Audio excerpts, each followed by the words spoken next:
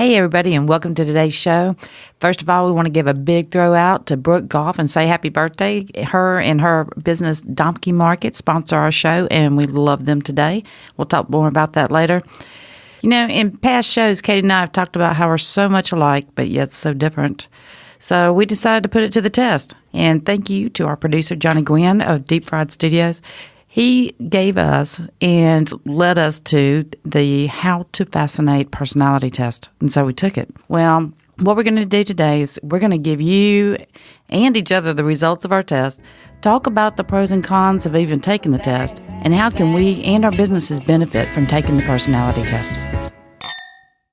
I'm Karen. I'm a CPA, entrepreneur with big ideas, and I'm the mom. I'm Cadie. I'm a payroll specialist, business owner, and detail-oriented person that makes things happen, and I'm the daughter. Welcome to Cheers to Business. You know, so we're going to have lots of inner learning going on today, and I was reading over the results of my personality test, thinking, man, Cadie and I should have done this when you were a teenager. I wonder how that would have turned out back then. But Cadie, you're smarter than me because you had your staff already take a personality test. And well, based on my personality, I'm proactive, so I wasn't necessary. I may be more proactive than you, but not smarter. I don't know. I think we tag out pretty good. No, and that wasn't even my decision to do that. It was actually one of my team members that was just like, hey, let's take this test. So Really? Yeah. And it's funny because her and I, it wasn't this test. It was another one called 16 Personalities, and it concentrates more on whether you're extrovert, introvert, those type of things. And her and I actually ended up being the same type. So it was really interesting because there have been times where she would do something and I would get frustrated. But then after taking that test and I realized that we were the same, it made me look at myself and I realized I do that too. So for example, you know, when we make mistakes, we take it really personally and we beat ourselves up. And rather than just saying, oh, well, crap, I messed that up, we instantly get defensive. And so it helped me deal with that as far as when mistakes do happen, just admitting it, moving on, and figuring out how it's not going to happen again. See, I think this is fascinating. And mine came back exactly like I thought it would.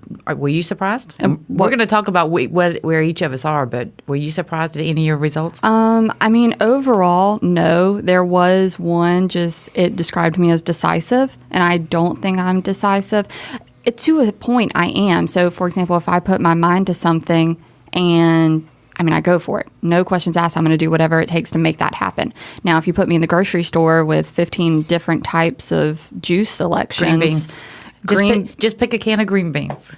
I don't know what that reference means. I'll tell you, because one time early on, me and your dad were at the grocery store, and he's in front of all these different choices of green beans, and I was standing there, and I started getting a twitch, and I just couldn't stand it anymore, and I went, it's blank green beans. And I went and just snatched the kid and just took off through the grocery store. But he couldn't understand why I didn't get it, of how important that choice of green beans was. It was a can of green beans. Just grab a can of green beans and go. It says so much about you. So it said so in the test too. Poor dad. I know. He loves me. So it's called the ACE. So I'm decisive, tireless. What is that word? Forthright? Forthright. I didn't know if the H was there. Goal-oriented. In Alabama, it's there. I do math. Goal-oriented and shielded, I read strong-willed down there somewhere, too, and I can vote for that one. Bingo. So what were your bullet points? My bullet points, the Maverick leader. So they had two, a primary, a secondary, and then a dormant advantage, which is what the quality that you're least good at. I guess that's the way to do it. That's least portrayed, or that... What's the word that comes out? Not that much of my personality, basically. Okay, yeah. That works. And it was alert. And so I read about it, and it holds the least potential for you and in fascinating others. It's how you are least likely to influence and impress others. That's the least. Huh. Interesting. Yeah. And that's my highest one? Yeah. I got alert was my primary. What does alert mean?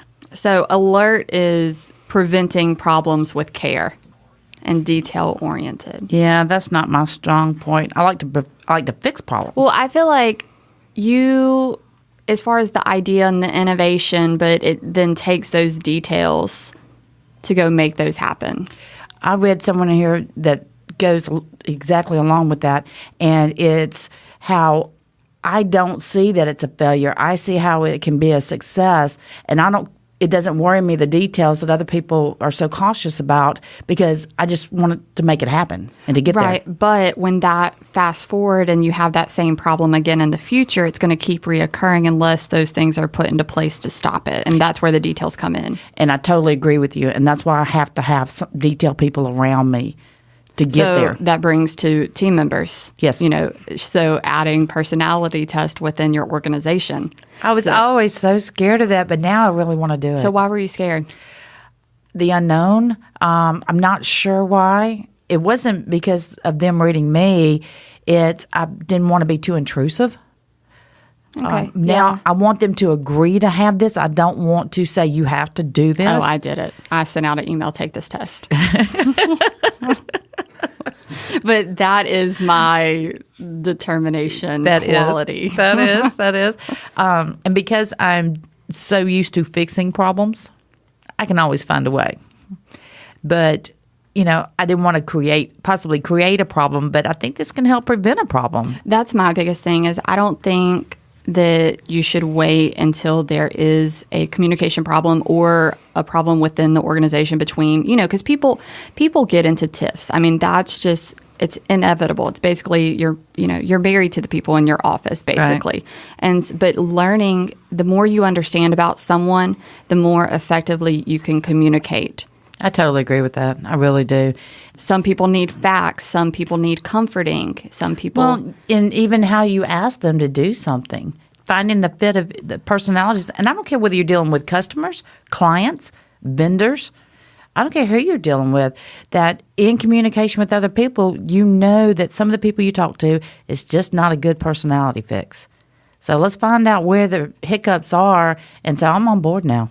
I am. Awesome. I want to take it. And your team? And my team. Have my team take it. Awesome. Do you know I've already let a couple of them read this on me? What did they say? They said, yep, dead on. When it's talking about the Maverick leader, the word Maverick, anyway, I just want to stand up and prance or something. But it's been bold in the unconventional vision, and it is me. I see something, and I see it in my head. I know I can get there, but finding the right people to help me get there, and man, we can take on the world. So I think one of my favorite things about the How to Fascinate test was it tells you how to apply your primary quality at work. Yes. And I think that's super great because you can take a lot of certain personality tests and it's just, oh, here's about you. It's like reading a horoscope. It's just like, okay, well, that's cool. And then you go about your business. But this program really gives you key things how to implement, like, okay, here's this about you, but here's how you can improve. Don't worry about this thing that you're not so good at because that's just a waste of energy. Do you know that I found that to be so inspiring? The most inspiring thing that I read was that don't take, I guess all these memes you see on LinkedIn. Memes. Not memes? No. Oh, that's somebody's grandma, isn't it? So, anyway, and whatever. Tomato. So they're always telling you how to change yourself. I'd so disagree with that. I am who I am. I'm okay with it. I rub people the wrong way. I think it said I'm irreverent. I had to look that word up. What does that mean? It means that I can be sarcastic. You think? Accurate. Go ahead, Johnny. What is it? Yeah. Yes. This was your test. It's not my test. Well, okay, you... Right, Sally Hogshead, went to the same school as her, by the way. She's famous. That is cool. It's amazing. So the How to Fascinate system has fascinated me for years. Okay. It is. That's why I wanted to... You turned us on to it. When y'all said y'all want to do a personality test, I said, I got a great one. You need to use this one. And so irreverent is anti-authoritarian, meaning irreverent would be somebody that would go to a museum and make a whole bunch of noise or No, tell them what we did. You want to know what happens when my mother takes me to a museum in Washington, D.C. because I'm winning Franchisee of the Year? She picks out different statues and makes me mimic their poses while she takes pictures of me. Those pictures are awesome. We're talking legs in the air, like obnoxious. And this is, used to she How would just. fun was that? I was a very serious child. I was very emotional and sensitive. And so it used to be, Cadie, you better smile and look happy for this picture, blah, blah, blah. And now it's, come pose like this statue. It was so much fun. Okay, that'd be irreverent. Yeah. The other people around us laughed. And see, good. how I add value per How to Fascinate is you are sensitive to the demands and expectations of others, which is why, hey, come take this picture. Okay. I know. You bug pretty good every now and then, though. That strong-willed kicks in. I saw that one. Well, that's when I make up my mind that I want to do it. Yeah, no doubt. Look at this one. It said on mine, respond to questions and distractions with sharp humor. I deflect all the time with trying to make a joke. May not be funny, but I do it. Okay. That's just wrong. No, my brain was somewhere else because I was just thinking you're very, as far as, and this goes into making decisions in a business because you're very shoot at the hip. Yeah. Like, Go with the gut. go with the gut. And my results literally said that I don't really go with the impulse or gut feelings. I drive you crazy with that. I want to sit and I want to think about the negative things that could happen, the problems that could go wrong, really the calculated risk of everything. But that's why people like me need people like you. At my balance. office, BJ Gilbert, he's a great CPA, but he wants to analyze so much more than I am, and I've already made a decision. And we're finding that balance, and I can't wait for us to talk, get together on this. And I think just like, again, just like a marriage is it takes work to find that balance. It takes open discussions and honest, looking at them honestly, looking at yourself honestly to figure out how we can communicate. Right, and it's not going to happen overnight. No, it's a constant. And with each communication glitch, that leaves room for improvement because as long as you learn from it. Excellent point. And that was one of the biggest reasons, so me and my staff all used to be in one big office. So more of like a co-working space. And it was so interesting because when there was a problem or a disagreement, we're still there with one another. We had no choice but to hash it out quickly and move on. Because, you're just there. Whereas separate offices, it can be easy to go back to your office, kind of sulk, and then that passive aggressive can start, and that makes for a really long day. Yeah, there's two sides to that too, though. Just especially if you're working on a big project and need that quiet and the thought time. No, I'm not saying that one is better than the other. Absolutely. Yeah. I'm just talking about when it comes to forced communication. Yeah. It's kind of like if you take siblings, parents will put them, those little kids, have you seen... They take the brother and sister and stick them in one extra large T-shirt, and it's the argument shirt, and they have to stay there in that shirt, stuck together until they work it out. Me and my brother would have killed each other. I think what's very fascinating is when they say what famous people that you fit in the category. Yes. So, Karen, you're the Maverick leader, which is innovation and power. That's your two biggest qualities. And the two people they say fit in the Maverick category is Jeff Bezos, who owns Amazon. Oh, Very wow. I And like then it. Albert Einstein. Dun, dun, That's pretty good. Oh, I know. gosh. Okay, so Zuckerberg too. What's his name? I don't know. Look, it doesn't say it on this thing. It just gives me I those saw two. it here. Warren Beatty too. Oh, she's not going to because you got the longer report than I did. I did. I went ahead and got I got the credit card out. So just to say, when you do this test online, you get a small version of your report, and then if you pay for more, you get this much longer report, right? Yes. It's so worth it. Okay, so Cadie is the ace. I can't wait. And so Cadie's, this is so funny. Famous aces are Jim Cramer, which is the Mad Money guy. He's on MS, I think it's CNBC. Yeah. But he's like the stockbroker guy. Yeah, I've watched But this is the best. Chuck Norris. Wow. Never in my life. Chuck Norris.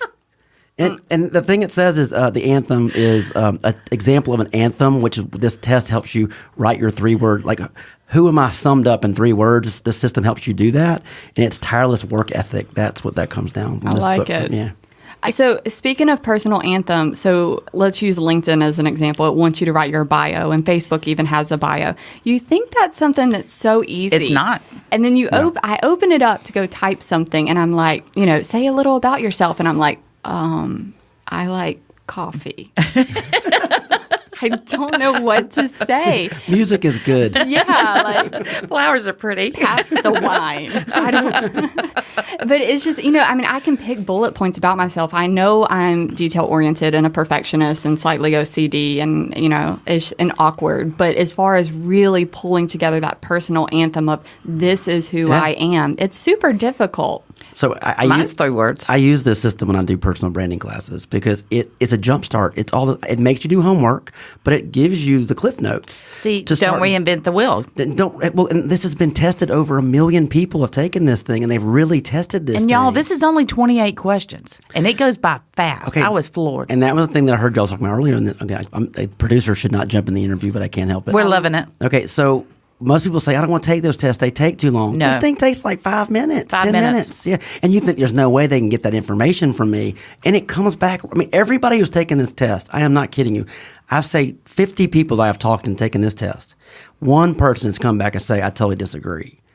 Everybody else was like, I can't believe how close this thing is. I was floored. There's so many people in my life that I want to know what their results are. Can we get your dad to do it? I think it's kind of fun to do it. Yeah. Well, you could make it like a game. Like, do it like have a little wine or some beer. I was going to give you some Coors Light. The funny thing is before you tell anybody else, like the podcast will be out, but it would be kind of fun to try to figure out who somebody is before they take the test.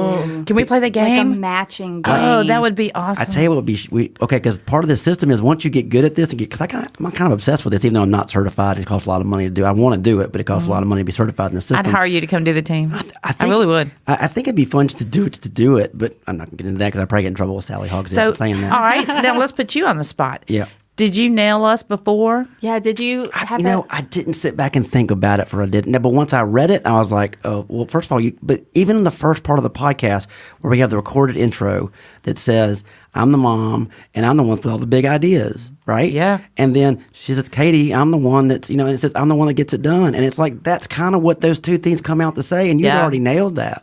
Now you're just more in depth into it and why you're that way. And again, I like the Myers-Briggs I take as well. I'm the teacher in the Myers-Briggs, which I definitely fit in that. But it kind of gives you this overall view of this is what you look like to the world kind of thing, or what you see the world, but it doesn't tell you how to integrate it into your life. I don't want to change who I am. I'm okay with who I am. But this helps you communicate with other people when you find out, oh man, they're on the opposite side of me. Yeah. And it tells you, you're going to have a problem with the passion people because of this. You're going to have a problem with the power people because of this. So it starts giving you ideas of how to deal with issues of a psychology point of view. See, that brings it right back to making your business better. Right. And that's where this all started, is that how do we make our business better? Because it's not just communicating with your team. It's about them communicating with your customers and clients. That's what I was going to say. Even with clients, especially. There's so many books out there about sales technique because you have to figure out like who's I can't even remember the terms, but it was Jeff Brinson with Southwestern Consulting. They provided a book that was about your the potential customers and what they are. Are they someone that wants stories of past experiences? Do they want to feel important? Do they just want facts of what they're going to get? And there were all these different types, but communication with potential clients. Their perception of value. So part of this is Sally Hogshead's group says this: once you get to where you really know yourself and your team members, you're going to start doing it to everybody you meet. You're going to start categorizing people because you're going to see things that go, oh, that, and you might not know where you're the Maverick and she's the ace, right? But it's all done by the primary and the secondary qualities, right? And so there's 7 qualities in each one of those. But you'll start going, that's a power person, that's a passion person, that's an alert person. And so at least off the bat, you're starting to know general things about them. But I think salespeople in their natural talent, that's exactly what they're doing. I'm pretty good at reading people and seeing how to adjust. I'm not. Because to lower my voice or to strengthen my voice, depending on the conversation, but how they're taking what I'm saying, especially when sometimes I have to give bad news. Yeah. Nobody likes to pay taxes. Or, I may have to tell something somebody doesn't want to hear, but I care enough about them that I'm going to tell them the truth of what they got to break to fix. Cadie, I have a question. You said you're not good at reading customers, but what about your team? Your employees. So that's where I go super hippie.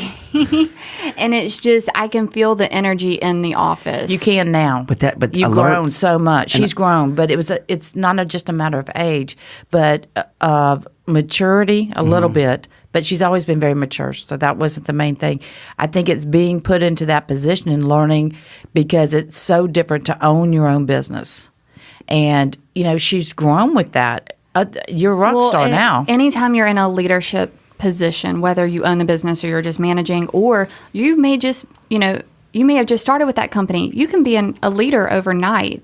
Your leadership level doesn't depend on your title.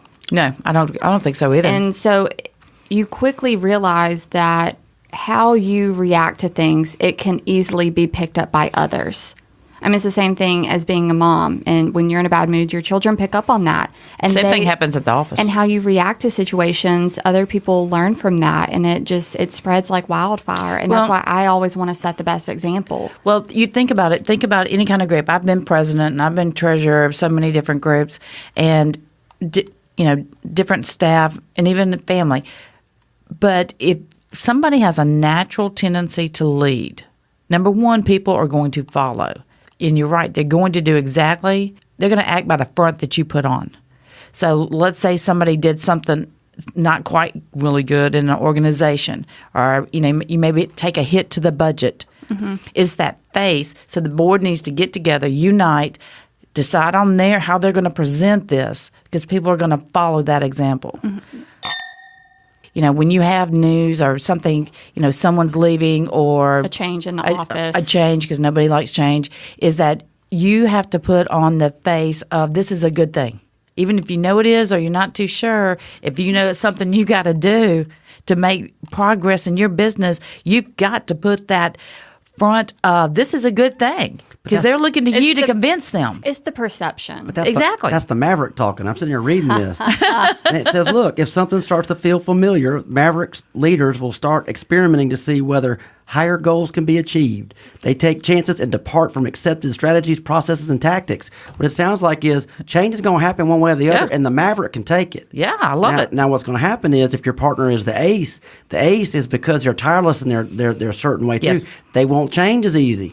I mean, they don't. And so you need that person that you trust, that team person, that's what they're strong at, that's what I'm strong at. And then you say, I'm going to lean on you for this because you're into this and you can handle it. And that makes me, as the ace, or you as the ace, have that confidence that we're going to be okay. Well, and while they're taking care of the stuff that needs to be taken care of, I'm over here looking to see all right, where do we go next? I'm doing that maze in my head to see what wall we're going to run into, to see, okay, I need to be the little Roomba, vacuum cleaner.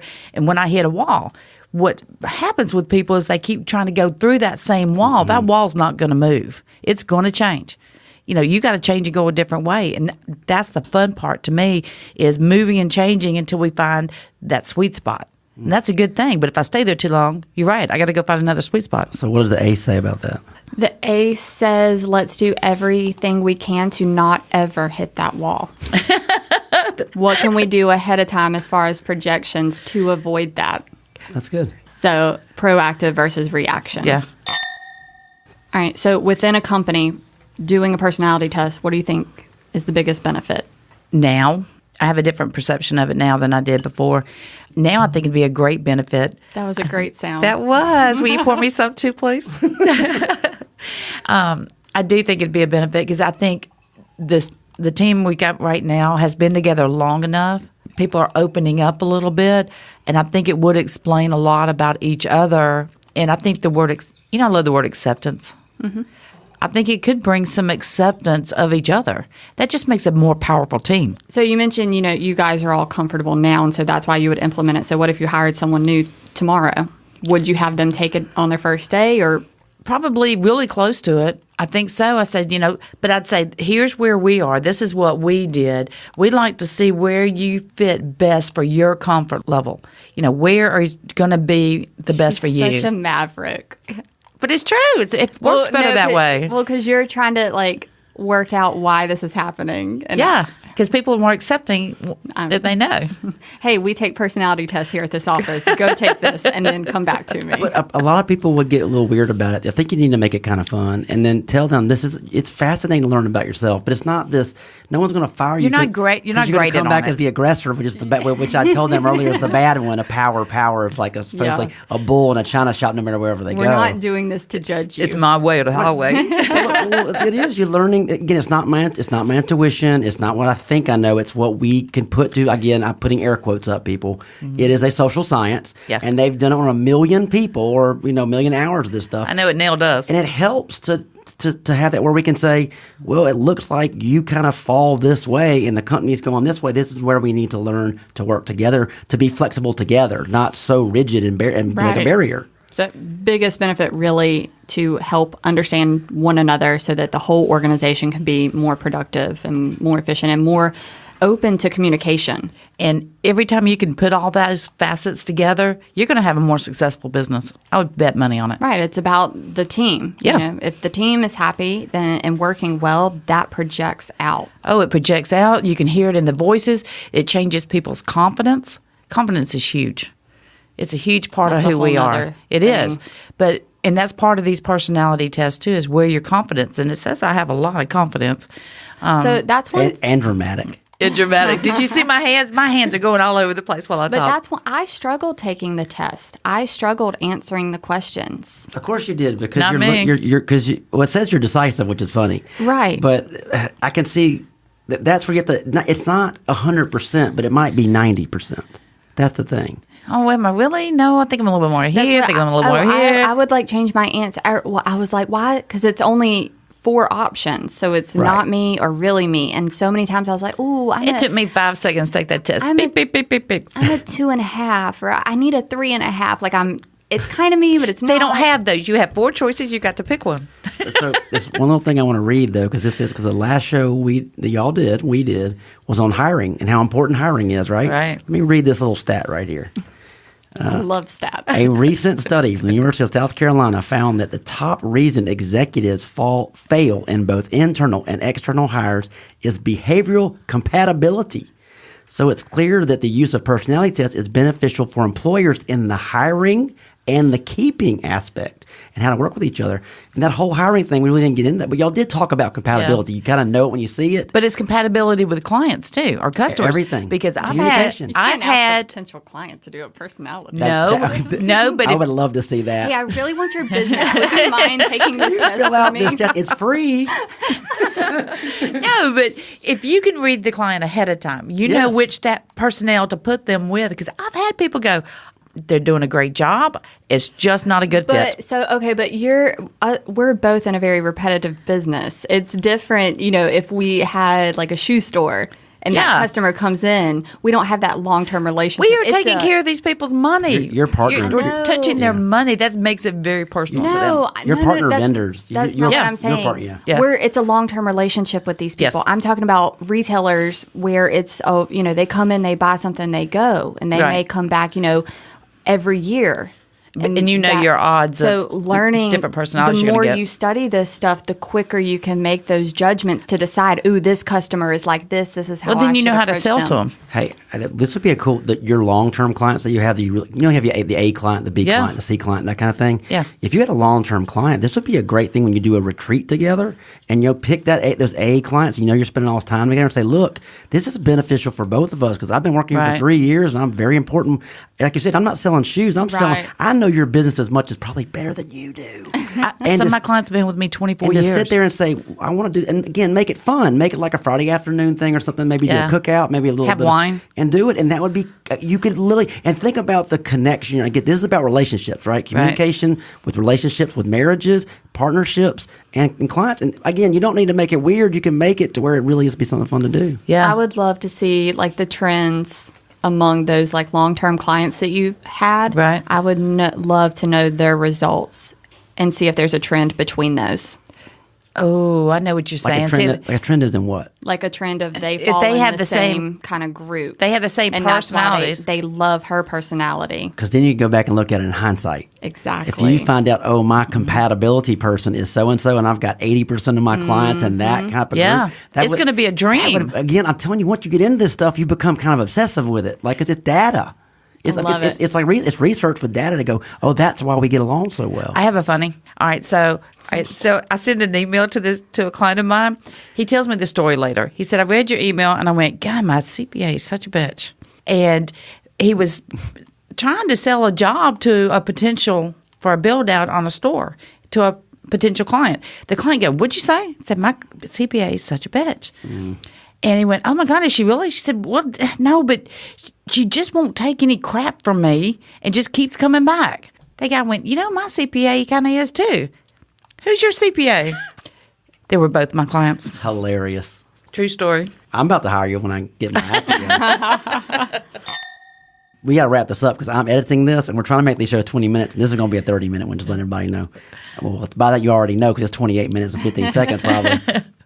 So it looks like y'all had fun doing this test. This was. I can't wait to dive in deeper. I feel like we've only scratched the surface. And that's the thing I think that we need to be telling the listeners is this is not something scary. It's not goofy. It's not at all. And it's not real clinical. It's very it's useful. You brought it up earlier. It's not just that little fortune cookie thing. It's not that Scorpio or a Taurus, right? Right. It tells you this is how you can use this to be better at your job.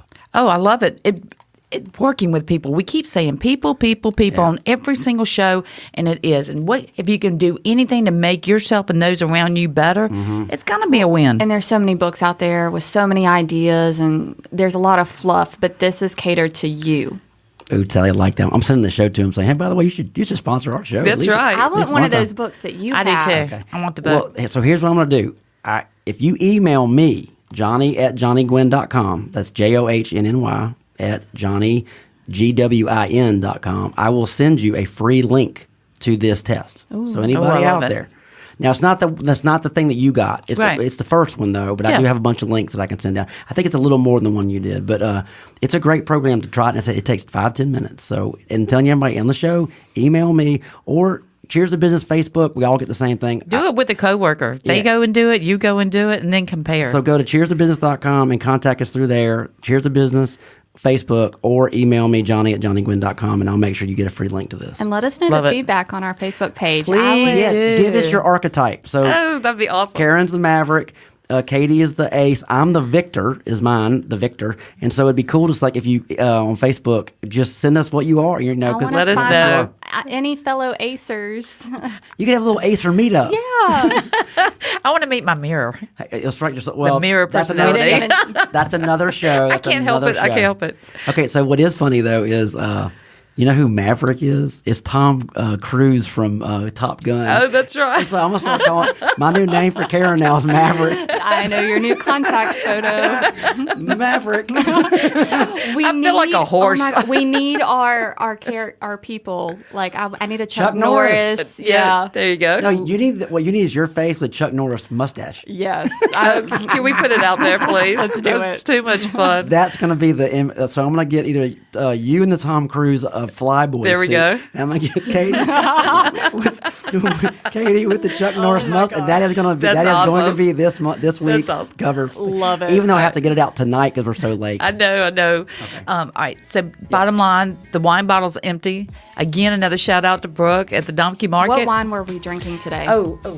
2015 Bordeaux. La Commanderie Combo. What did you just say? Okay, you try. No, I'm not going to try. I'm too Southern for French, so I'm just gonna hit up Brooke at Donkey Market and find out what we are drinking. And it will be in the show notes. Thank you. Thank you. Enjoyed it. Let's get in right there. That's funny. Y'all, thank you so much for listening and being here with us today. I'm Karen. I'm Cadie. Please be sure to subscribe to Cheers to Business podcast on iTunes or anywhere else that you get your podcast. Visit our Facebook and be sure to give us a like. And if you have any questions or topics you'd like us to discuss, shoot us an email from the website cheerstobusiness.com.